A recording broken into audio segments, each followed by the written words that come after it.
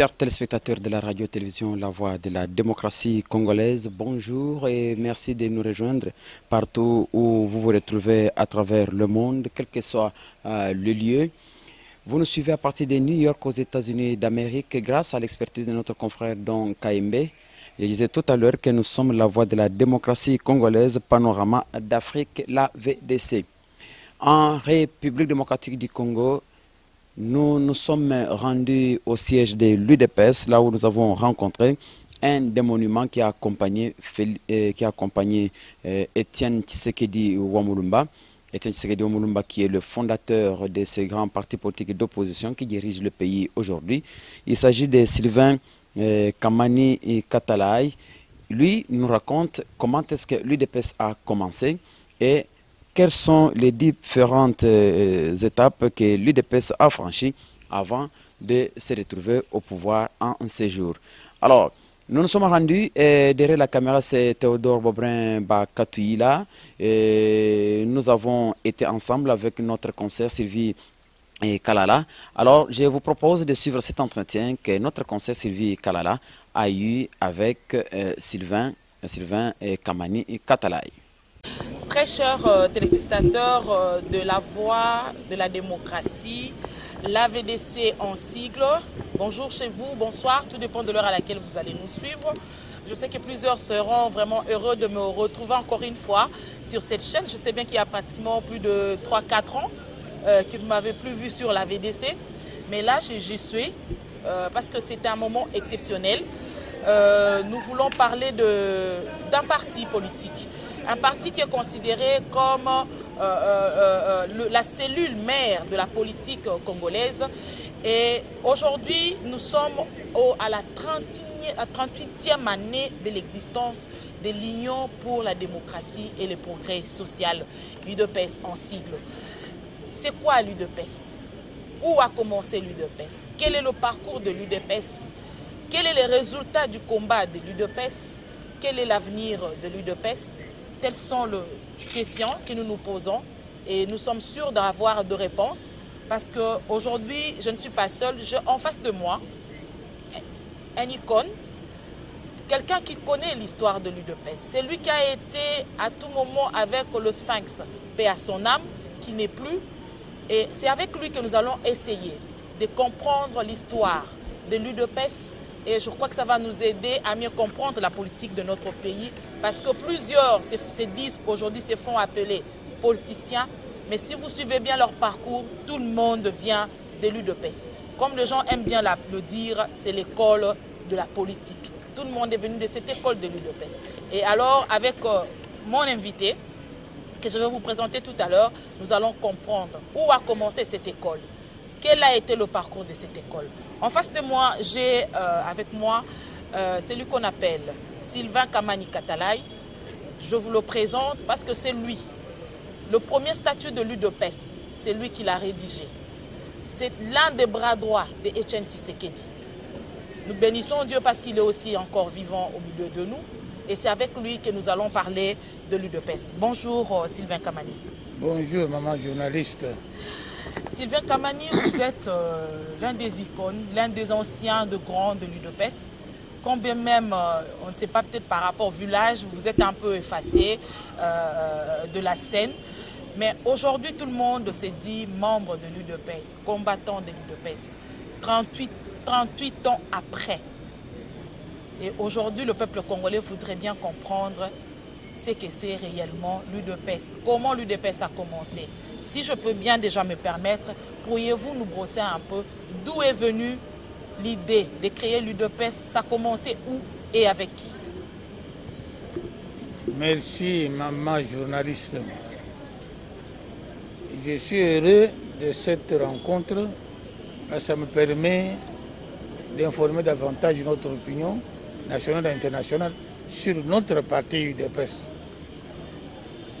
UDPS est un parti du peuple. On dit toujours le parti du peuple, c'est l'UDPS. Ça a commencé avec les parlementaires. Et c'est un parti qui était créé par 13 parlementaires que vous connaissez, avec en tête Tshisekedi Étienne, Kanan Isidore, Keba Samadiba, Donc, vous le connaissez. Ils ont vécu dans ce pays comme tout Congolais. Mais à l'époque de la dictature de Mobutu, vous savez, c'était une dictature de fer. Les gens ne s'amusaient pas avec le pouvoir. Moins de rien, vous êtes à Makala, vous êtes au cachot, vous êtes en prison. Il n'y avait pas de liberté, même pas de liberté vestimentaire. Il fallait porter la bacosse qu'on voulait par le pouvoir, etc. Alors, les 13 parlementaires, Tshisekedi, Kanana, Kapita, etc., se sont organisés pour dire non à cette faiblesse. Je n'ai pas appelé faiblesse de tout le monde. Nous ne sommes pas des bénis oui-oui. Nous sommes des parlementaires d'abord. Il faut défendre le peuple. Qu'est-ce que notre peuple veut? Qu'est-ce que notre peuple désire? Qu'est-ce que notre peuple condamne? Il a fallu qu'il y ait un groupe de gens courageux pour dire ça à haute voix, à leur risque et péril. Ils l'ont dit dans ce qu'on appelle la lettre de 52 pages. Et que vous connaissez certainement. Cette lettre rédigée principalement par le vieux Ngaloula Mpadadia, qui était leur doyen, un ancien journaliste, et contresigné par tout le monde, passait en revue de manière critique la politique du président Mobutu, dans tous les domaines. Domaine politique, domaine social, domaine économique, domaine, etc. Alors, et puis non seulement passer en revue, mais confronter cette politique, la constitution de Mobutu, avec la réalité sur le terrain. Dans la Constitution, vous affirmez ceci, dans votre discours, vous dites cela, mais sur le terrain, voilà ce que nous constatons. Et Mobutu était tellement confondu et furieux qu'il a dit, mais il faut arrêter ces gens. Elle n'était pas dans les ambassades des États-Unis, en Europe, etc. Et on a arrêté les 13 parlementaires. C'était le début de leur calvaire. Il n'y a pas eu seulement une seule arrestation, mais chaque fois que les gens venaient les voir, les visiter, demander la lettre, et ils étaient embarqués par la police politique de M. Mobutu. Voilà pourquoi j'appelle ça le début de leur calvaire. Et ça a commencé par des arrestations arbitraires, des arrestations politiques, des arrestations de complaisance. Il y a même les gens du MPR qui avaient pratiqué avec les gens de l'UDPS. Ils disent, bon, celui-là de l'UDPS, il faut qu'on l'arrête. On les a arrêtés. Moi-même, j'ai fait 4 fois le cachot, à l'ANER, au Palais du Peuple, à la Kidmatière. À 4 h du matin, on vient m'arriver. Bon, toi, tu es aussi collaborateur, tu sais qui dit, etc. Je dis oui. Et à cette heure-là, ma femme, mes enfants m'accompagnaient pour être sûr que j'étais vivant. Voilà dans quelle atmosphère on a vécu. Et cela a fait une pression telle forte. Et il faut ajouter aussi le soutien de la communauté internationale. Surtout les Américains, l'Union européenne, ont beaucoup soutenu les combattants, les dirigeants de l'UDPS dans cette difficile période. Et c'était tellement fort leur soutien, leur action, que finalement Mobutu a fait marche arrière. Il dit non, il veut faire le tour du Congo, savoir ce que les gens veulent. Il a fait le tour effectivement. Et partout, l'UDPS avait déjà tellement travaillé les gens, on demande partout la démocratie, la liberté, la démocratie, la liberté. Il dit bon, parce que vous m'avez dit partout la liberté, la démocratie, c'était le 24 avril. Je vous donne la démocratie, à partir de maintenant, il n'y a plus un seul parti, le MPR, il y a au moins 3 partis, au moins. Et voilà comment l'UDPS a fait la fête après cette date-là. Et voilà comment l'UDPS a commencé. Pour la petite histoire, l'UDPS était soutenu au début, discrètement, par l'Église catholique, notamment le cardinal Maloula, qui avait donné des cours en privé à ses dirigeants de l'UDPS, comme les Ngaloula, les Liao, etc. Et des cours privés pour leur demander défendez votre peuple avec courage. Ne baissez pas de votre drapeau parce qu'on vous torture. Ce soutien du cadre de Monseigneur Maloula a été abbé de l'abbé Maloula et ajouté au soutien de la communauté internationale à travers les Américains et l'Union européenne. Ça donne aux gens de l'UDPS le courage de continuer le combat. De continuer le combat, quoi qu'il en coûte. C'est ce que Mobutu un jour en arrivera, après avoir consulté toutes les provinces, il vient proclamer non, mais à partir d'aujourd'hui, il y a la démocratie. Mais avant que Mobutu puisse proclamer la démocratie le 24 avril 1990, qu'est-ce qui a été vraiment le temps fort, comme vous l'avez dit, dès l'arrestation de 13 parlementaires, c'était les débuts de leur calvaire. Oui. Mais quel a été le temps fort avant que l'UDPS arrive à décrocher cette démocratie? Bon. Merci beaucoup pour la question. Le temps fort, je crois qu'il y en a beaucoup. Le temps fort, c'est principalement l'arrestation de l'icône de Tshisekedi avec ses amis. Surtout lui, il avait été Premier ministre à la conférence nationale souveraine. C'était lui qui était le rédacteur principal avec de la lettre de 52 pages. C'est lui qui donnait le courage à tout le monde. Ah, comme Tshisekedi est avec nous, on peut aller de l'avant. Alors il fallait mettre la main sur lui, mais vous savez, son arrestation, ce n'était pas seulement à Kinshasa. On a arrêté Tshisekedi à Kinshasa, on l'a envoyé dans le Bandundu, dans la province orientale, au Kassa oriental, on l'a fait promener partout, avec certains de ses amis. Donc, ça, c'était le temps fort. Mais lorsqu'on l'a arrêté, comment vous qui restez à Kinshasa, vous étiez en train de fonctionner? C'était dans quel climat en fait? Lorsqu'on arrête le leader, et vous restez, vous étiez en train de fonctionner dans quel climat? L'UDPS a comme slogan « à bas la peur ». Lorsqu'on arrête le dirigeant, ceux qui restent s'encouragent mutuellement. Et il y en a même qui se présentait à la prison. D'abord était tel, moi je suis de l'UDPS. Donc c'est ce courage-là qui a caractérisé les pionniers de l'UDPS au départ. Le courage de ne pas avoir peur, de suivre la ligne conduite de l'UDPS jusqu'à... Il y en a qui sont morts. Donc, le temps fort, c'est un peu l'arrestation des fondateurs historiques, avec en tête Etienne Tshisekedi Omulumba. Et la justice, la Cour suprême de l'État, condamné, etc. Là, c'est l'histoire que vous connaissez. Pourrions-nous savoir au moins les postes qu'a eu à occuper Etienne Tshisekedi avant la création de l'UDPS, pendant la création de l'UDPS? Etienne Tshisekedi, c'est un politicien bien formé. Formé d'abord par l'école. Il a fait l'école primaire, secondaire, il faisait comme tout le monde. Il est sorti docteur en droit. C'est le premier docteur en droit congolais. Et comme fonction, il était ministre du gouvernement central. D'abord ministre au Kassai oriental, c'est Kalonji, au gouvernement du sud Kassai. Il était ministre et de la justice, bien respecté et bien considéré. Au niveau central, il a occupé plusieurs postes. Ministre de l'Intérieur surtout, ministre de la Justice, de la recherche scientifique, il était même ambassadeur. Donc, il a occupé beaucoup de fonctions. Et pendant toutes ces fonctions qu'il occupait, vous étiez toujours à ses côtés. Vous avez aussi à occuper des fonctions tout en travaillant avec lui. Moi, personnellement, non, mais certains de mes amis étaient à côté de lui.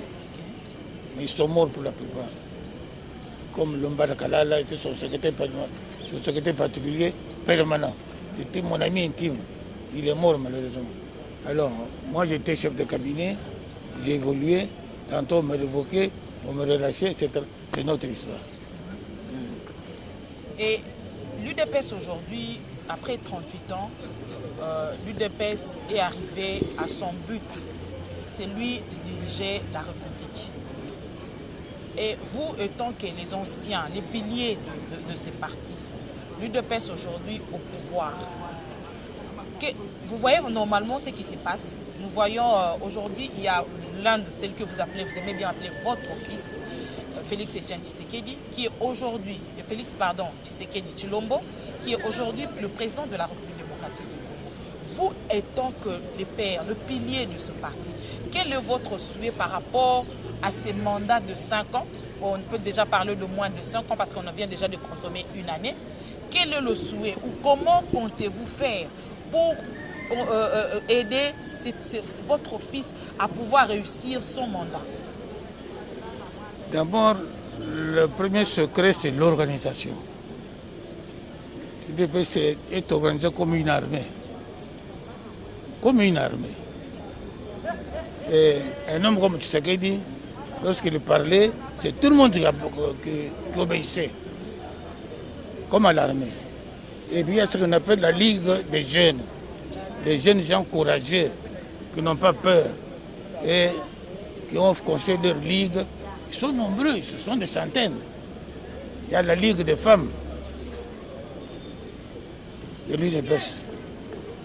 Ce sont des femmes de l'UDPS, des femmes veuves, des femmes des intellectuels, des juristes, des économistes, des intellectuels de toutes sortes. Et il y a les vieux, les anciens, comme moi, sommes à part les jeunes, sommes ce qu'on appelle les vétérans de l'UDPS. Les vétérans se réunissent comme commissaire à la permanence une fois par semaine au moins. On fait des études pour aider notre fils Félix Tshisekedi. On fait des réflexions, on fait des contacts pour l'aider. Est-ce que vos études que vous faites ou les réflexions que vous faites, est-ce qu'elles sont-elles prises en considération? Je crois.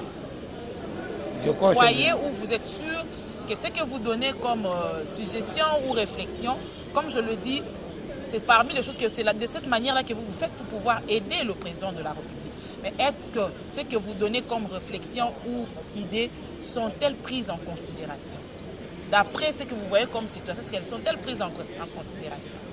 Je crois que oui, parce que, je prends quelques exemples concrets. Oui. L'UDPS est en accord avec FCC pour gouverner ce pays. Mais la base de l'UDPS, c'est former des réserves. Vous avez senti dans le discours du président Tshisekedi, il a aussi des réserves. FCC, même depuis l'Europe. Donc ce qui fait, il prend en considération ce qui vient de sa base que nous sommes. Et dans FCC, ils ont tellement torturé les gens, ils ont tellement fait du mal, les antivaleurs. Comment est-ce qu'on peut être associé avec eux dans ce même gouvernement? Ce sont des études que nous faisons régulièrement, qu'on lui envoie. Monsieur Sylvain, quand même, moi je pourrais au moins vous rappeler au moins quelque chose. Je me rappelle lors des élections à la conférence nationale souveraine de Etienne Tshisekedi comme Premier ministre, très tôt le matin, vous vous êtes tous retrouvés là où il y avait le siège de l'UDPS à la 12e rue, la résidence de Kibasa Maliba. Je pense que le fils a eu le même discours que le père lorsqu'il a été élu Premier ministre. Le discours qui est celui de pardonner à tous ceux qui ont fait du mal au peuple congolais. Un discours rassembleur. Mais apparemment, ce même discours, c'est le même discours que Félix Tshisekedi a tenu le jour de sa prestation de serment. Il y a un discours rassembleur. Mais moi, je pense que c'est au niveau de l'UDPS, ce discours n'a pas été reçu comme, positivement par tout le monde. Parce qu'il y a de ceux qui ne veulent pas de cette coalition, il y a de ceux qui ne veulent pas de ces discours rassembleurs. Je pense qu'il y a de ceux qui veulent assez que ceux qui ont fait du mal puissent payer directement.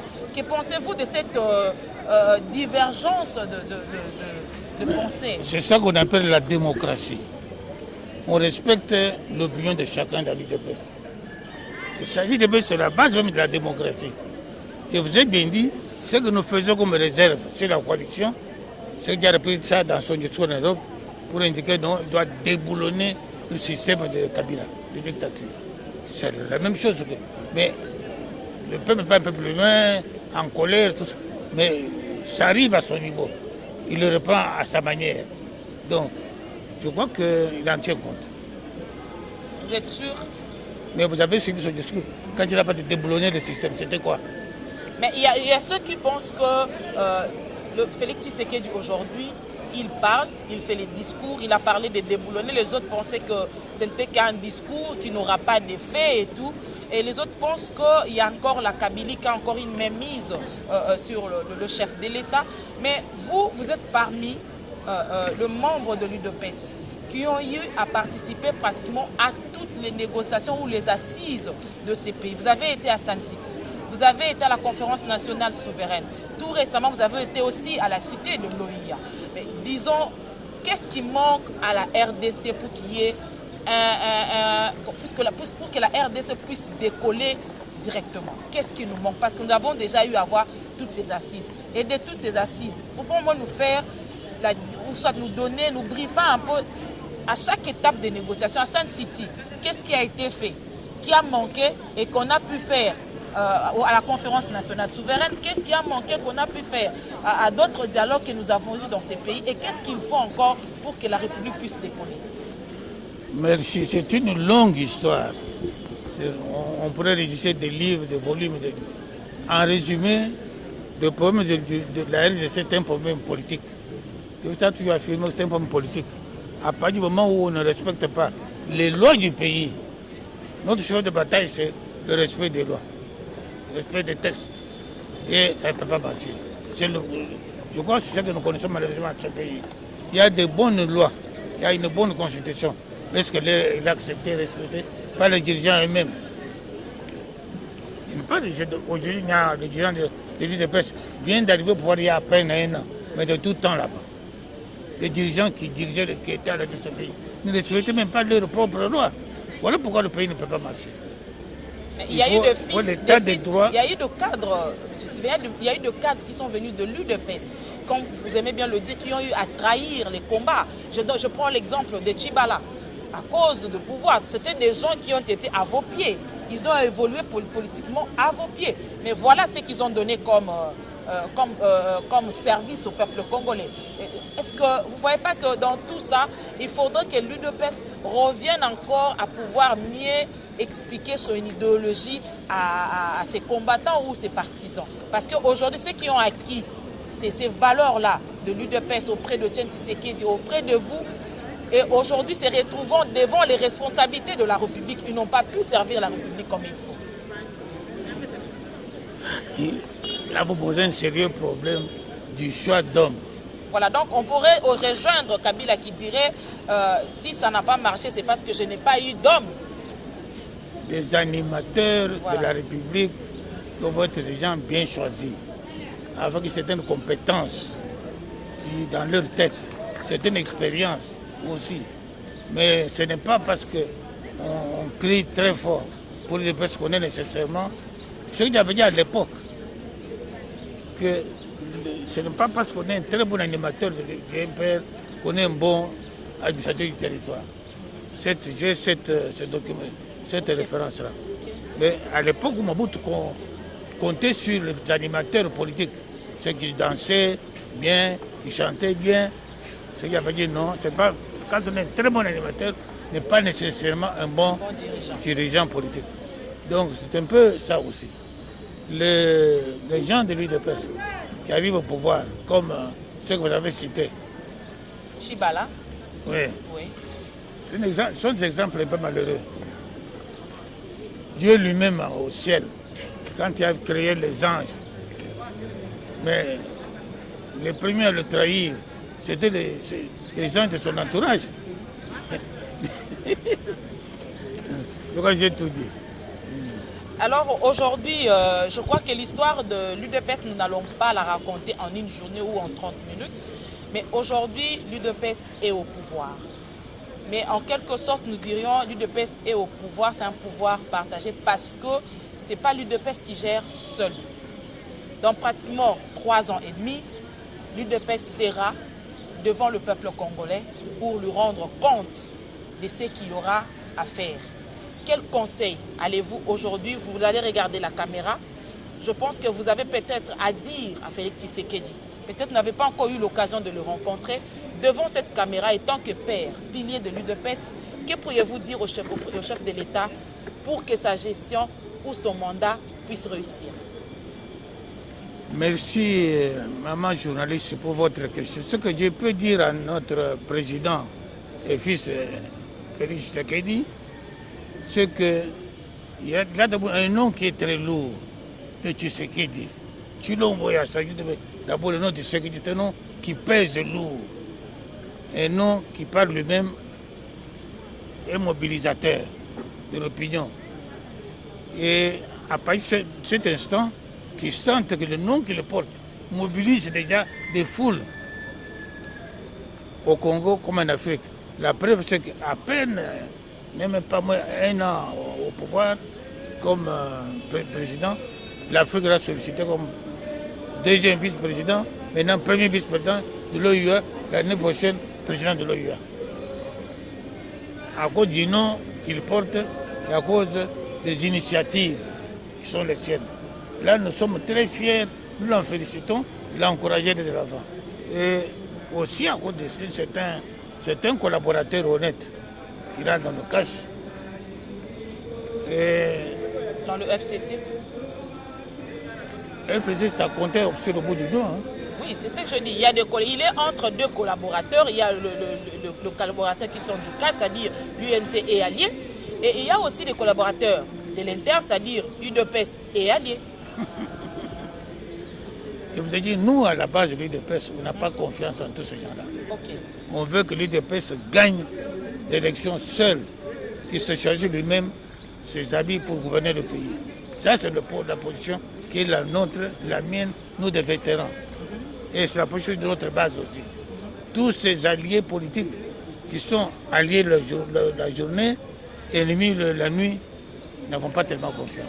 Bien sûr, c'est ce qui fait qu'il n'a pas de choix. Il doit travailler avec certains alliés pour quand même gouverner la majorité parlementaire. Et fait des gens de FCC.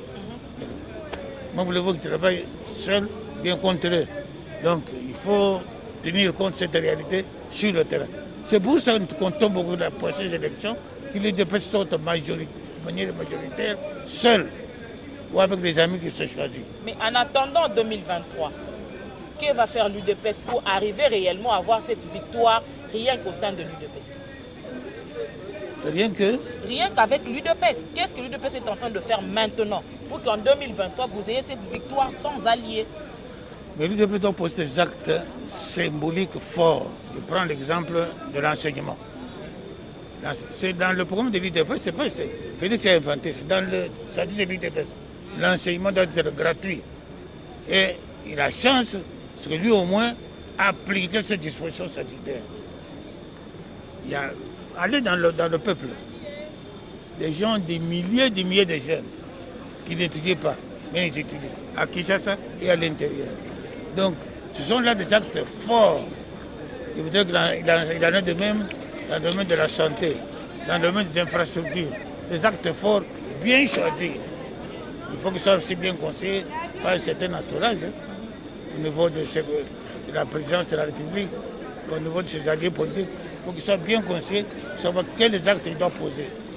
Des actes qui portent sur le cœur de la population. L'exemple de l'enseignement, c'était le cœur de la population. Des milliers d'enfants vont à l'école maintenant sans payer. Et on va continuer dans le domaine de la santé, la même chose, prochainement. Dans le domaine des infrastructures, la même chose, prochainement. Donc, ce sont ces actes-là, ce sont les principaux avocats de Félix Tshisekedi. Merci. Très chers amis ou auditeurs ou téléspectateurs de la VDC, nous n'aurons pas assez de temps pour parler réellement de tout ce qui a été le parcours de l'UDPS. Prenons ça comme une partie remise. Nous allons encore avoir une autre occasion de pouvoir encore mieux parler de l'UDPS. Pour aujourd'hui, je remercie M. Sylvain Kamani qui s'est disponibilisé pour un peu parler de l'UDPS. Prochainement, nous allons encore revenir et essayer encore de mieux parler de ce parti politique qui est aujourd'hui au pouvoir. Ce parti qui a donné tant d'espoir au peuple congolais. Et aujourd'hui, tout le monde se pose la question, qu'allons-nous avoir concrètement de l'UDPS? Et je pense qu'à toutes ces questions, nous allons y répondre prochainement. Merci et merci à M. Sylvain Kamani. Merci à tous les amis qui ont été derrière leur caméra et à la prochaine. C'était là un des monuments, une figure d'époux que l'on retrouve encore en vie. Et c'est l'une des personnalités qui a accompagné Etienne Tshisekedi wa Mulumba. Vous l'avez suivi et ce n'est pas terminé parce que Sylvie Kalala va encore revenir. Il va encore revenir pour que nous puissions voir ce qui va encore se passer, c'est-à-dire la suite dans la marche avec l'UDPS qui est au pouvoir aujourd'hui. Merci de votre sympathique et aimable attention et regard sur la radio-télévision La Voix de la démocratie congolaise, la VDC Panorama d'Afrique. Merci à Don Kaimbe et José Kapajika pour la coordination et réalisation. Merci à Théo Bakatouila qui est derrière la caméra. Merci à Sylvie Kalala et je m'appelle Raphaël Chananga à partir de Kinshasa en République démocratique du Congo. Au revoir.